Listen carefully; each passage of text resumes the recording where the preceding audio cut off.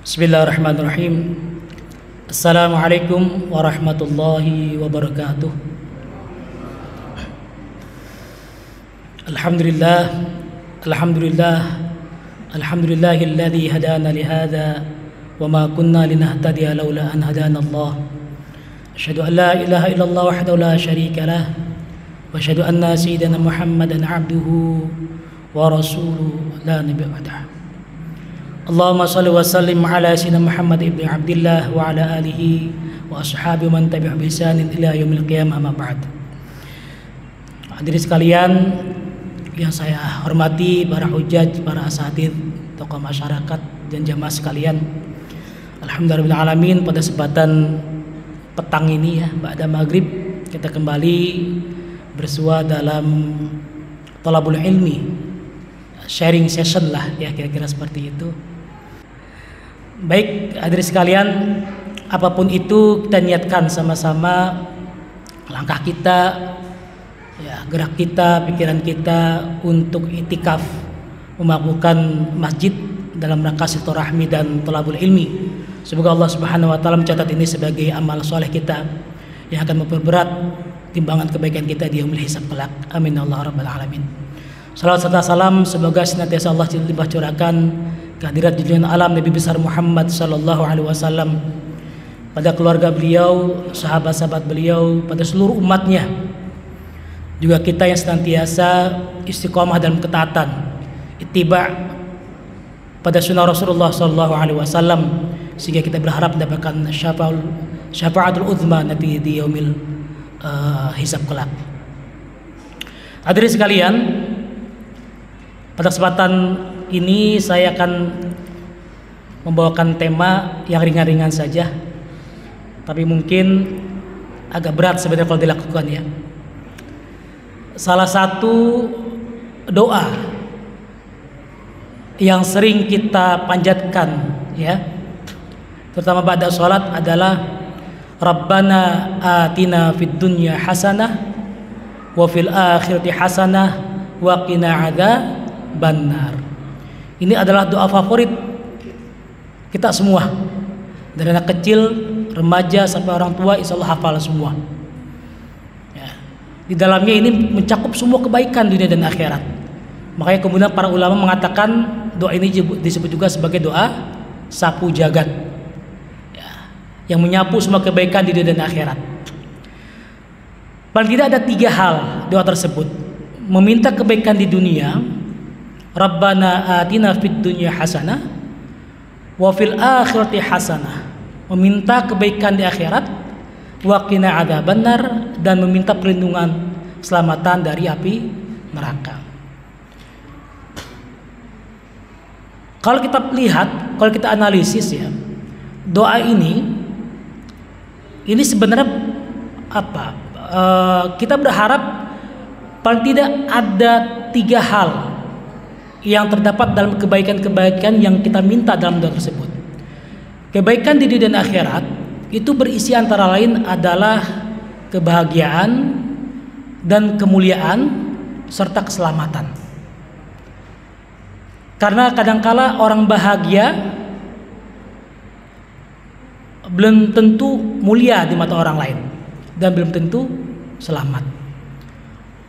Orang mulia belum tentu merasakan kebahagiaan meskipun dianggap mulia, dan belum tentu juga selamat. Tapi selamat inilah yang menjadi titik akhir kita, permintaan kita, waqina adzabannar, bahwa kita diminta kepada Allah Subhanahu wa taala, kita meminta keselamatan, terhindar dari api neraka.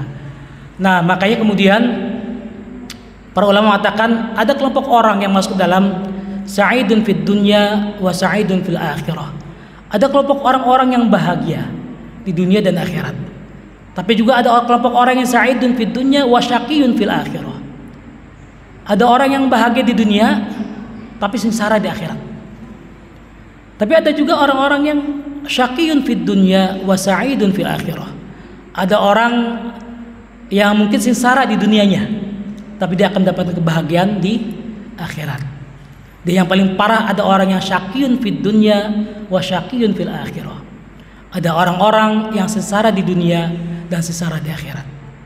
Tentu kita minta yang pertama, ya, meminta jadi kelompok yang pertama, sa'idun fid dunya wa sa'idun fil akhirah. Orang-orang yang mendapatkan kebahagiaan di dunia dan kebahagiaan di akhirat. Selamat di dunia dan selamat di akhirat. Nah, untuk itu ternyata ada orang-orang yang Rasulullah SAW kabarkan kepada kita. Berarti ada 4 orang yang haram masuk neraka. Dan saya kira ini kita berharap menjadi salah satu bagian dari ini semua. Ya, semoga Allah berikan rahmat, inayah dan hidayah kepada kita untuk mendapatkan 4 kategori ini, atau mungkin salah satunya sehingga kita selamat dari neraka. An Abdullah bin Mas'ud radhiyallahu an qala Rasulullah sallallahu alaihi wasallam, ala ukhbirukum biman tahrumu alaihin nar. Rasulullah sallallahu alaihi wasallam bersabda, ala ukhbirukum biman tahrumu alaihin nar. Apakah ingin aku berikan kabar pada kalian tentang orang-orang yang diharamkan masuk neraka? Para sahabat menjawab, bala ya Rasulullah. Ya Rasulullah, kami ingin tahu. Kata Rasulullah, kullu hayyinin layyinin wa qaribin sahlin. 4 orang yang haram masuk neraka itu adalah hayyin, layyin, qarib, dan sahl. Dalam redaksi lain diriwayatkan oleh Ahmad, hurlima 'alan nar kullu hayyinin layyinin sahlin qaribin minan nas. Diharamkan atas neraka setiap orang yang hayyin, layyin, sahlin, dan qarib di antara manusia. Baik, kita coba satu persatu kita bedah apa itu hayyin. Hayyin adalah orang yang memiliki kepribadian yang tenang, teduh, dan meneduhkan lahir dan batinnya. Bersikap hayyin juga berarti ia tidak mudah emosional atau marah dalam menghadapi sesuatu, tidak juga labil dalam menanggapi suatu hal, kemudian tidak putus asa ketika menghadapi permasalahan dalam hidupnya, dan tentunya menghadapi segala hal dengan tenang. Ketenangan orang yang hayyin ini hadir kepada seorang ketika ia selalu berzikir pada Allah Subhanahu wa taala. Yang bentuk zikirnya adalah ia tidak hanya mengingat Allah, tapi ia juga benar-benar yakin pada Allah Subhanahu wa taala. Alladzina amanu wa tatma'innu qulubuhum bi dzikrillah. Ala bi dzikrillah tatma'innul qulub. Orang-orang yang beriman yang hatinya tenang dengan zikir pada Allah. Ingatlah bahwa hanya dengan berzikir pada Allah Subhanahu wa taala maka hati kita akan menjadi tenang. Ya, memang sholat yang kita lakukan, kemarin kita sudah mendengarkan dari guru kita Ustadz Furqon kemarin ya, bahwa salah satu rukun sholat adalah tumakninah, tenang gitu ya. Sampai hadisnya dikatakan ada seorang sahabat yang disuruh mengulang sholatnya sampai 3 kali. Rasulullah melihat sahabat itu sholatnya terburu-buru, tergesa-gesa, rukuknya nggak tumakninah, sujudnya nggak tumakninah, ya, berdirinya tidak tumakninah. Kemudian Rasulullah melihat itu sebagai sesuatu yang harus diulang sampai 3 kali. Ya. Orang yang sholatnya tenang, orang yang membiasakan diri sholatnya mendapatkan kedamaian ketika sholat, maka akan berdampak pada kehidupan sehari-harinya. Dia akan tumbuh sebagai pribadi yang tenang, ya, seperti hayyin ini, teduh, lahir dan batinnya kelihatan terpancar, ya, tidak gusuh-gurusuh, tidak gerasa gerusuh, tidak buru-buru, ya, menghadapi sesuatu dengan tenang. Nah, kemudian hayyin juga berarti rendah hati, tawadhu, tidak sombong. Ia memiliki sifat al-hil, penyabar dalam menghadapi sesuatu, tidak gampang marah, sebaliknya mudah memaafkan. Ia juga dimuliakan orang lain, dan akhirnya kemudian dia dimuliakan karena dia memuliakan orang lain. Alladzina yunfiquna fis sarra'i wad dharra wal kadhiminal ghaidh. Ciri-ciri orang bertakwa adalah orang-orang yang diantaranya adalah wal kadhiminal ghaidh wal 'afina 'anil nas. Orang-orang yang tidak mudah marah, tenang menghadapi sesuatu itu. Ya, bahkan sebaliknya wal 'afina 'anil nas. Orang itu dengan gampangnya akan memaafkan orang lain. Dikatakan bahwa orang-orang yang tawadu itu akan ditinggikan derajatnya Allah Subhanahu wa taala. Nah, sebaliknya orang-orang yang tawadu, orang yang tidak bisa tawadu adalah sombong.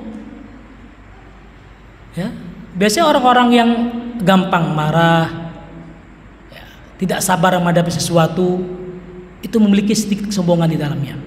Maka kata Rasulullah SAW, la yadkhulul jannah man kana fi qalbi mithqalu darlatin min kibr. Tidak akan masuk surga seseorang yang dalam hatinya terdapat kesombongan meskipun sebesar biji dzarrah, meskipun sedikit sekali. Kenapa? Karena sombong menjauhkan seseorang dari akhlak seorang mukmin. Orang sombong tidak bisa mengasihi orang mukmin seperti ia mencintai diri sendiri.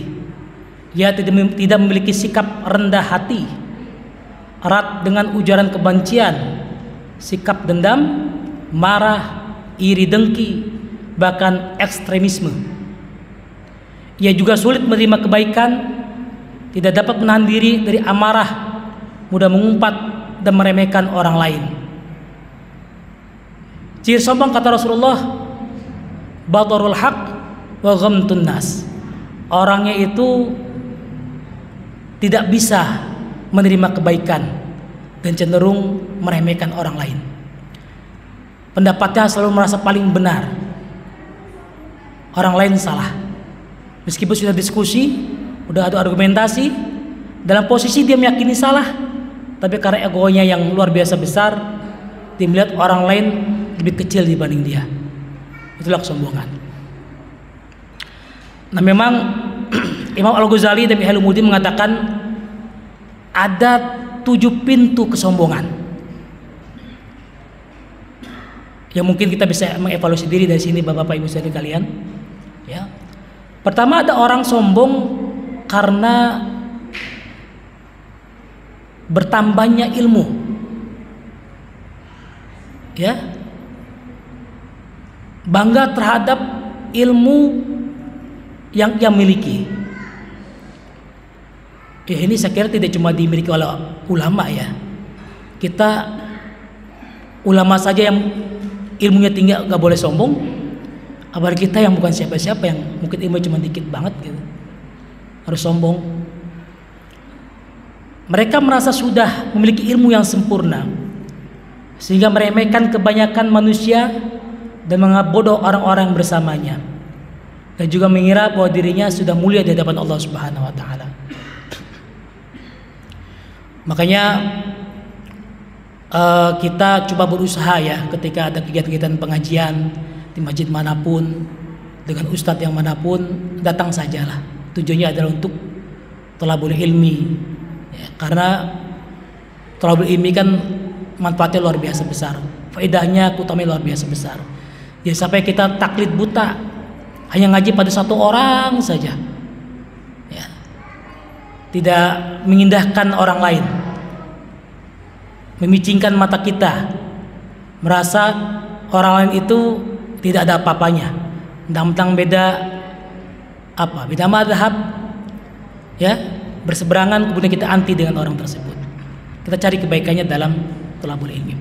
Yang kedua, ada orang yang sombong karena ketaatannya, ziyadatut ta'ah, orang-orang yang bertambah ketaatannya, Ini hati-hati Pak. Kadang-kadang kita juga dimasuki ya. Setan itu kan masuk ke dalam apa? Setan itu menggoda kita itu dari banyak pintu. Dari depan, belakang, kanan, kiri, atas, bawah, semua pintu dia masuki. Orang yang taat sedikit dibisiki supaya sombong. Mereka bangga terhadap amalnya. Ya, hati-hati, ini juga dimiliki oleh orang yang ahli ibadah. Jajan kita yang masih belajar ibadah saja sudah merasa sombong. Ini hati-hati. Mereka menganggap bahwa amal yang dilakukan setiap hari sudah menjadikannya orang yang terjaga dari perkara haram dan orang yang bertakwa, sehingga menganggap orang lain celaka. Yang ketiga, itu kesombongan bisa datang dari nasab. Bangga terhadap mulianya nasab dan keturunannya. Mereka bangga terhadap kesuksesan atau kesolehan orang tuanya dan anak turunannya, sehingga meremehkan orang selain keluarganya. Ini memang sebenarnya gini, menjaga nasab itu sangat baik. Bahkan ketika Nabiullah Yusuf alaihissalam sempat tergoda ketika diajak oleh rayuan salah seorang istri dari Abdul Aziz, dari Al-Aziz, bangsawan itu. Konon katanya Nabi Yusuf sempat tergoda, tapi kemudian Allah berikan buruhan pada dia, pencerahan pada dia. Berupa apa? Di antaranya adalah, kalau saya melakukan ini, alangkah malunya saya. Apa kata dunia? Bahasa mungkin seperti itu.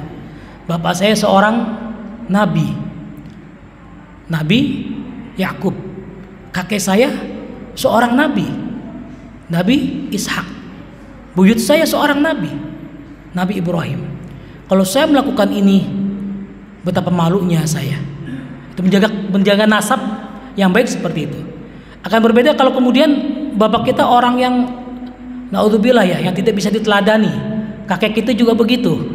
Jadi kalau udah kayak gitu, wah udahlah, bapak saja kayak gitu, kakek saja kayak gitu, ada kemudian bodoh amat gitu kan.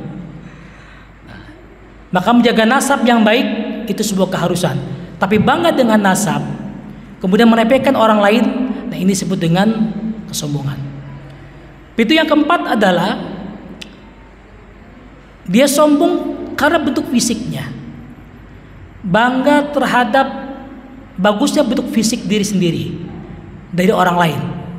Merasa paling cantik, merasa paling ganteng, merasa paling kekar, merasa paling six pack ya. Orang-orang yang pack itu dianggap baik. Bahkan mungkin kita nggak tahu ya, di Afrika sana itu kan ada satu suku tuh ya, saya baca di internet itu ada satu suku di Afrika sana itu, semakin maju perutnya itu semakin wibawa di hadapan orang lain. Saya lupa nama sukunya Pak Jalu, tapi ada itu di internet, saya baca di Afrika sana itu. Jadi buat orang-orang yang perutnya maju, jangan minder ya. Jangan-jangan kita salah tempat tinggal saja sebenarnya. Harusnya tinggal di Afrika. Berwibawanya kita juga dapat gitu. Pintu yang kelima, ada orang sombong karena hartanya. Bangga terhadap harta yang dimilikinya. Seperti Qarun yang berbangga diri dengan hartanya sehingga lupa dari mana kekayaannya itu berasal. Orang seperti ini mudah meremehkan orang miskin, tidak punya empati, pamer dan berlomba-lomba dalam kemewahan. Nah, makanya saya pernah dengar itu Gus Bahay itu salah satu terapi ya supaya kita tidak masuk ke dalam lubang kesombongan itu adalah setiap hari kita menyisihkan uang, berkeliling cari orang-orang, kemudian kita menyisihkan uang. Itu salah satunya. Dan itu harus kita lakukan secara kontinu. Ya, pelan-pelan, itu salah satu terapi untuk mengikis kesombongan.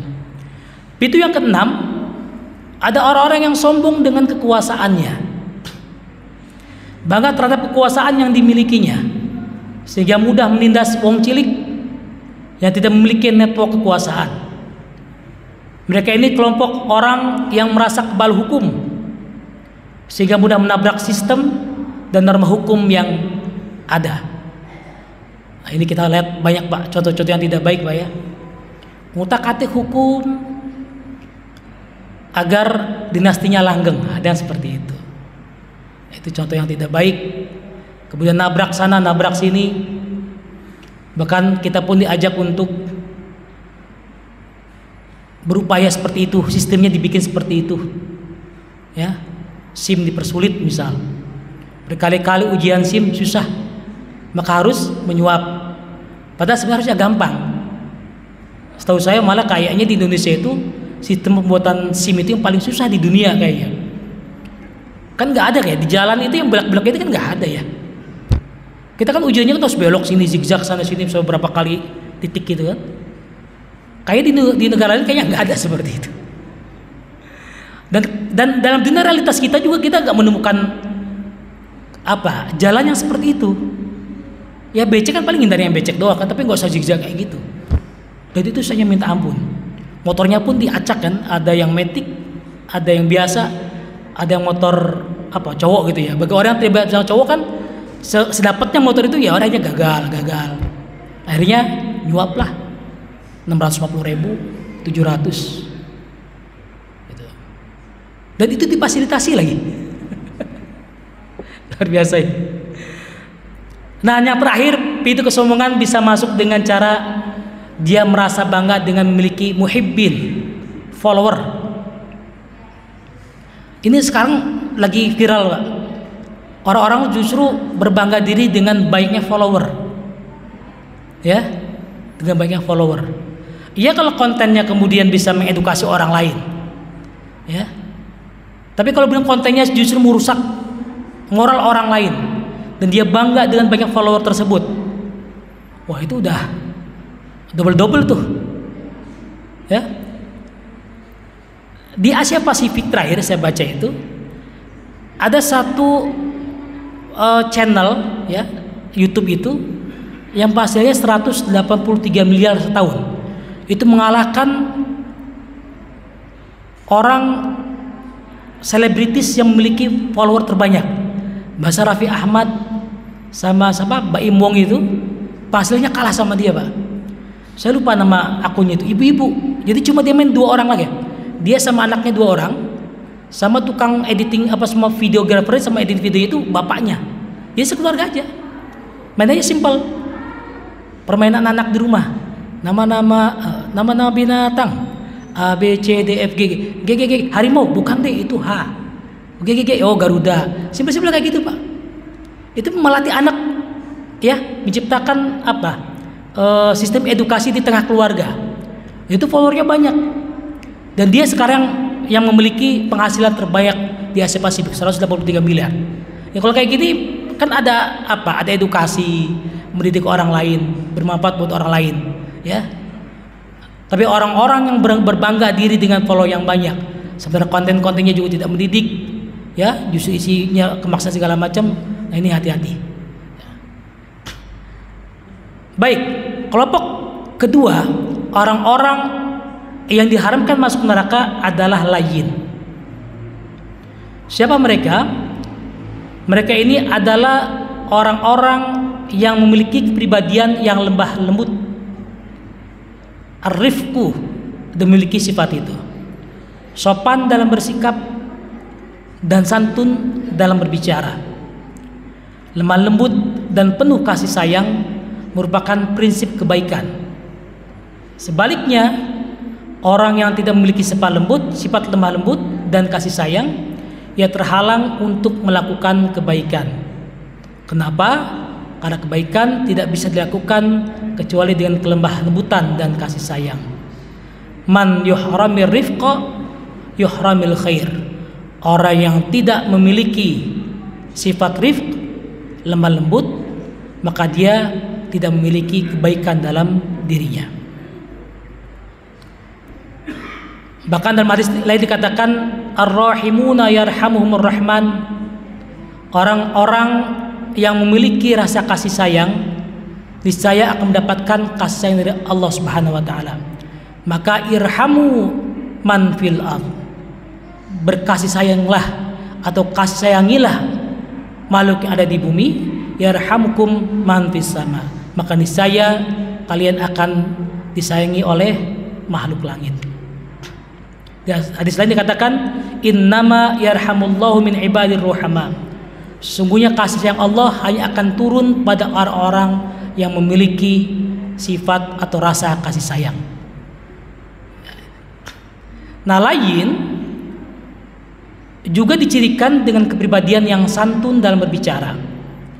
Ia pandai menahan diri untuk tidak mengucapkan perkataan yang kasar, bahkan tidak berpikir atau dia terpikir untuk melakukannya karena khawatir lisannya dapat menyakiti lawan bicaranya. Ini merupakan sejatinya karakter seorang muslim. Bahkan jika ia tidak bisa menjaga lisannya dengan cara yang santun dan perbuatannya dengan cara yang sopan, maka dia tidak pantas mengaku sebagai muslim. Dan hadis diriwayatkan oleh Bukhari dikatakan, al muslimu man salimal muslimuna min lisanihi wa yadihi. Orang Islam atau seorang muslim adalah orang-orang yang muslim lainnya itu terjaga dari lisan dan perbuatan dirinya.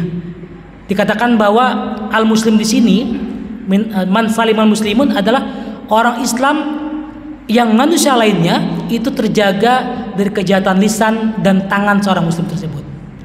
Artinya kalau kita masih berbicara kotor, bullying, menghina orang lain, menyakiti perasaan orang lain, maka malu Pak kita sebenarnya untuk mengaku sebagai seorang muslim. Karena standar orang muslim itu adalah tidak menyakiti orang lain dengan lisannya dan dengan tangannya. Kelompok yang ketiga yang diharamkan oleh Allah masuk neraka adalah qarib, yaitu orang-orang yang memiliki kepribadian yang hangat, mudah akrab, dekat, mengeluarga. Orang lain dianggap keluarga, ya. Pandai berkomunikasi, menyenangkan, murah senyum, dan senang menebar salam jika bertemu dengan orang lain. Qarib juga berarti senang berkumpul untuk melakukan kegiatan-kegiatan positif yang bermanfaat untuk orang banyak, ya, atau maslahat. Ia juga gemar berkumpul dengan orang-orang soleh untuk mendapatkan manfaat ilmu dan keberkahan dari Allah Subhanahu wa taala. Ia juga gemar berkumpul dengan orang-orang lain untuk menebar manfaat, melakukan perubahan-perubahan untuk perbaiki keadaan di sekelilingnya. Dia menjadi agent of change, ya, sebagai agen perubahan. Bukan orang-orang yang masuk pada sistem tapi dia tidak bisa mengubah sistem tersebut, tapi justru terjerumus oleh sistem yang buruk tersebut. Bukan menambah kebaikan, justru dia menjadi bagian dari sistem yang buruk tersebut. Ya, memang orang-orang seperti ini butuh skill, butuh kepercayaan diri kalau masuk pada kategori orang yang bisa merubah, ya, bisa merubah atau bisa mengubah sebuah sistem atau lingkungan. Tapi minimal kita senang berkumpul, hadir pada kajian-kajian ilmu seperti ini, salat berjamaah di masjid, di mushola. Ini sebenarnya adalah dalam rangka menjadikan kita sebagai orang-orang yang qarib, orang-orang yang selalu hangat, orang-orang yang selalu senang berkumpul, ya, menyapa orang lain. Kita beruntung Pak, hidup di tengah-tengah sebuah perumahan yang rasa kampung, ya. Ini saya pernah, kata paman saya yang dari kampung itu datang ke sini, melihat di jalan kita masih tegur sapa, datang ke masjid, ke musola, penuh musolahnya, ya. Habis itu kita ngobrol-ngobrol, itu terasa di kampung. Kata paman saya, itu komplek apa kampung Mam, katanya. Ini komplek rasa kampung Om, saya bilang. Ya alhamdulillah. Mungkin berbeda dengan komplek-komplek yang lainnya. Itu salah satu nikmat ya Pak ya. Salah satu nikmat, saya kira mungkin nikmat yang luar biasa. Tidak bisa kita temukan mungkin di tempat-tempat yang lain. Ketika kita sakit, masih ditanya, oh biasanya dia sholat jamaah di pojok sebelah situ. kok sekarang nggak ada, kemana dia? Oh sakit, yuk sama-sama kita tengok, ditengokin. Ya, ketahuan Pak, orang yang biasa sholat berjamaah kemudian nggak ada, itu ada sesuatu yang hilang rasanya. Ya, ada sesuatu yang hilang. Sehari saja tidak ada sholat berjamaah, kemana dicari? Ya, Paris ya. Kita ketemu di jalan olahraga pagi aja, kalau nggak ketemu sehari itu kayaknya kemana Pak? Saling tegur sapa, ada rasa hangat. Ya, itu salah satu kita bisa temukan di sholat berjamaah di masjid-masjid, di musola-musola. Nah, kata Rasulullah SAW dari Abu Umarah Al-Bara bin Azib radhiyallahu an, Rasulullah SAW memerintahkan kami dengan 7 perkara. Pertama adalah menjenguk orang sakit. Nah 7 perkara ini Pak, kalau kita perhatikan nanti, ini menggiring kita menuju orang yang qarib. Pertama, Rasulullah memerintahkan kita untuk menjenguk orang sakit. Tentunya dengan keutamaan-keutamaan lainnya Pak ya. Yang kedua, Rasulullah memerintahkan kita untuk mengantarkan jenazah, mengurus jenazah, dari memandikan, mengkafani, menyolatkan, kemudian mengantarkan atau memakamkan ke kuburannya, mengantarkan jenazah. Yang ketiga, mendoakan orang yang bersin. Hal yang simpel tapi ini bermanfaat Pak, karena bacaan yarhamukallah itu bacaan doa. Apa yang dikeluarkan oleh orang bersin bisa jadi itu adalah ribuan penyakit yang kemudian dia keluarkan sebagai rasa syukur. Dia mengucapkan alhamdulillahirabbil alamin, maka kita menjawab dengan yarhamukallah, doa. Hal yang simpel tapi kalau itu kita lakukan itu menambah keakraban. Oh, dia doain saya, kan gitu kan? Jadi ada interaksi di situ melalui doa itu. Yang keempat kemudian membantu orang yang lemah. Seperti saya katakan tadi itu, ada orang yang sakit di musola atau di masjid yang nggak biasa berjamaah tapi tidak ada, yang biasa berjamaah tapi tidak ada. Kita cari-cari, oh ternyata ada kesulitan dia, entah sedang sakit atau mungkin dia ada sedang kesulitan apa, dan bisa kita bantu dari situ. Kemudian yang kelima, menolong orang yang dizalimi. Yang keenam, menyebarkan salam. Dan yang ketujuh, memenuhi sumpah. Di hadis lain dikatakan, an Abdullah bin Amr ibn al-As radhiyallahu anhuma anna rajulan sa'ala Rasulullah sallallahu alaihi wasallam. Dari Abdullah bin Amr al-As, beliau mengatakan bahwa ada seorang yang bertanya pada Rasulullah sallallahu alaihi wasallam, ayul Islam khair? Islam yang baik itu seperti apa sih ya Rasulullah? Kata Rasulullah, tut'imut ta'am, orang yang memberikan makan pada orang lain, wa taqra'us salam, dan orang yang membacakan atau mengucapkan salam, ala man arafta wa man lam ta'rif, baik kepada orang yang engkau kenal maupun kepada orang yang tidak engkau kenal. Ya, saya punya teman Pak di kantor itu. Ini orang yang melakukan ini nih. Setiap ketemu orang, permisi Pak, assalamualaikum. Permisi Pak, assalamualaikum. Assalamualaikum, assalamualaikum terus aja. Buat orang-orang yang nggak terbiasa itu kan sesuatu yang tidak orang lakukan Pak ya. Ini orang apa sih? Orang lewat, assalamualaikum, mau kemana? Assalamualaikum. Padahal cuma silisan jalan doang. Assalamualaikum, assalamualaikum, assalamualaikum. Kesilan salam nih orang ini. Buat orang yang terbiasa itu kayaknya aneh itu. Padahal sebenarnya dia mungkin sedang melakukan apa yang dilakukan Rasulullah ini. Wa taqra'us salam ala man arafta wa man lam ta'rif. Dia gemar membacakan salam pada orang yang tidak dikenal, apalagi terhadap orang yang dikenal. Jadi ada sambungan Pak, ada sambungan yang tadi itu. Orang-orang yang qarib itu diterima oleh orang lain.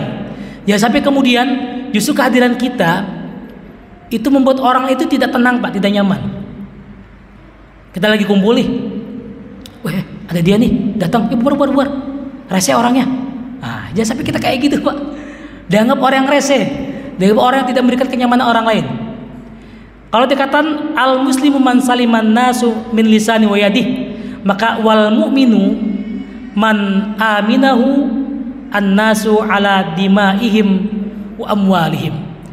Jika orang Islam cirinya adalah manusia lain selamat karena lisan atau dari lisan dan perbuatannya, dan maka orang yang beriman cirinya adalah orang lain merasa nyaman, merasa aman, ya, merasa terjaga, Pak. Orang beriman itu kehadirannya itu membuat orang itu terjaga, hartanya, dirinya itu bisa terjaga. Dia sampai kita, kehadiran kita justru membuat orang lain resah, tidak nyaman dengan kehadiran kita. Itu repot, Pak. Ya, jangan-jangan kita harus mempertanyakan diri bagaimana tentang keimanan kita. Karena orang beriman tidak seperti itu. Orang Islam harus baik lisannya, tangannya, perbuatannya. Orang beriman juga harus baik karena kehadirannya selalu mendapatkan sambutan. Kehadirannya merasa hangat dan dibutuhkan oleh orang lain. Kelompok terakhir itu adalah sahlun. Apa itu sahal? Itu orang yang memiliki kepribadian yang senang memudahkan urusan orang lain, tidak menyulitkan urusan orang lain. Prinsipnya adalah jika bisa mudah, kenapa harus dipersulit? Bukan seperti yang kita dengar selama ini, jika bisa dipersulit, kenapa harus dipermudah? Gitu ya. Itu juga termasuk kalau kadang kalau kita lihat ya orang yang sedang sholat ya, dan bukan sedang sholat gitu kan, ada space dikit, harusnya kan agak rapat ya. Orang kadang kakinya terlalu melebar, padahal kalau rapat dikit jadi bisa ada sisa dikit gitu. Kalau dia memudahkan urusannya untuk bisa masuk menambah sop itu kan agak bisa rapat dikit. Ada orang yang urusan ibadah saja kadang sulit, Pak, untuk memudahkan orang lain. Ya, makanya kalau dalam konsep arkanuddin, konsep rukun agama itu kan ada al-iman, ada al-islam, ada ihsan. Selain kita juga meyakini bahwa ibadah yang akan kita lakukan itu pasti mendapatkan pahala dari Allah Subhanahu wa taala. Yang kedua juga kita harus tahu kaifiyahnya, syariatnya. Kita harus tahu juga cara melakukannya. Dan terakhir kita harus memiliki akhlak atau adab, al-ihsan. Ya, jadi tidak cuma meyakini bahwa ibadah yang dilakukan itu merupakan sesuatu yang pasti Allah ridhoi, tapi juga kaifiyahnya harus juga betul. Yang ketiga juga harus punya adab yang baik. Kadang jangan-jangan kita beribadah tapi kita juga adabnya kurang baik. Kadang seperti itu. Nah, makanya orang-orang yang sah, orang-orang yang memudahkan urusan orang lain, ya, meringankan beban orang lain, itu juga menjadi salah satu bagian kelompok orang-orang yang akan diharamkan untuk masuk neraka. Rasulullah SAW dalam hadisnya mengatakan, man nafasa an mu'minin kurbatan min kurabid dunya, nafasallahu anhu kurbatan min kurabi yaumil qiyamah. Wa man yassara ala mu'sirin yassarallahu alaihi fid dunya wal akhirah. Wa man satara musliman satarahullahu fid dunya wal akhirah. Wallahu fi aunil abdi ma kana al abdu fi auni akhihi. Barang siapa yang menghilangkan kesusahan dari orang mukmin, Allah akan menghilangkan kesusahannya di hari kiamat. Barang siapa membantu orang yang kesulitan, Allah akan mudahkannya urusan di dunia dan akhirat. Barang siapa menutupi aib orang muslim, Allah akan menutupi aib di dunia dan akhirat. Allah akan selalu melindungi hambanya selama hambanya menolong saudaranya. Ini luar biasa, Pak. Ya, jadi kita berupaya untuk menolong orang lain. Apa bahasa itu? Tanafus ya. Tanafus itu berusaha untuk meringankan orang lain. Tapi ada juga tafarruj atau tafarij. Setelah meringankan, kita menyelesaikan urusan orang lain. Maka ada doakan, Allahumma farjan an ummati Sayyidina Muhammad sallallahu alaihi wasallam farjan ajilan. Ada seperti itu. Ya. Ini orang-orang yang senang untuk menyelesaikan, meringankan, bahkan menyelesaikan urusan orang lain, maka ini menjadi bagian dari orang-orang yang akan Allah haramkan masuk neraka. Terakhir, ada doa yang baik sekali yang mungkin saya sering, Ustaz Lukman juga saya membacakan doa ini. Ini salah satu doa yang bisa memasukkan kita masuk surga dan mendapatkan syafaat dari Rasulullah SAW. Di antaranya adalah doa-doa yang masuk ke dalamnya adalah 4 kategori ini.